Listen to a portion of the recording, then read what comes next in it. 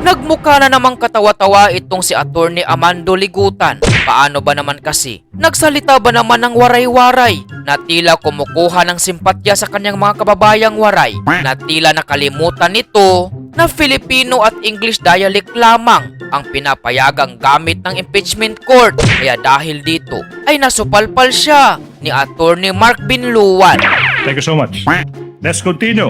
Attorney Lotok, kita magpapadayon hininaton mga pakiana nga naimo pagbaton hininaton. Your Honor, What's may your I objection? be allowed to make a manifestation? Your Honor, as I understand, only Filipino and my goodness. English was Be careful. because I cannot understand, Your Honor, what he was saying. So can we just ask that he states his statement in Filipino or English? Honor, Filipino language encompasses all the languages dialects. It includes our very own waray-waray.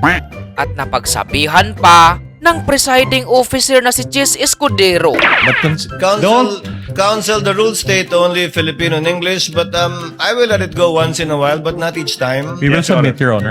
Thank you, Your Honor. You may proceed, Council, for the prosecutors.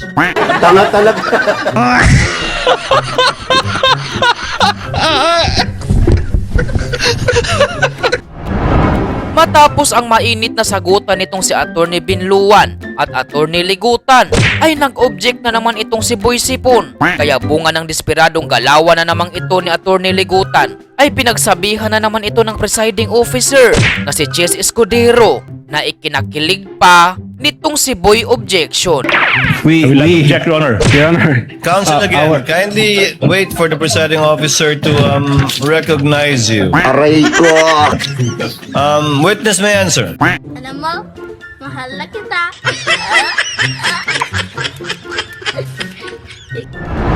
Tila nahawa na kay PBBM itong witness na si Attorney Lutok kung saan ating mababatid ang bulol-bulol at loading nitong pagsasalita. Nung pinag-usapan ho namin ito, nung ina-analyze ho namin ito, nung nag-follow kami ng mga phases at analysis,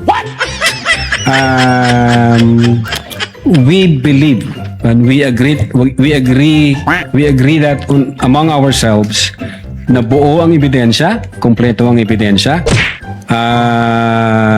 na-comply natin yung requirement ng prima facie case with reasonable certainty of conviction.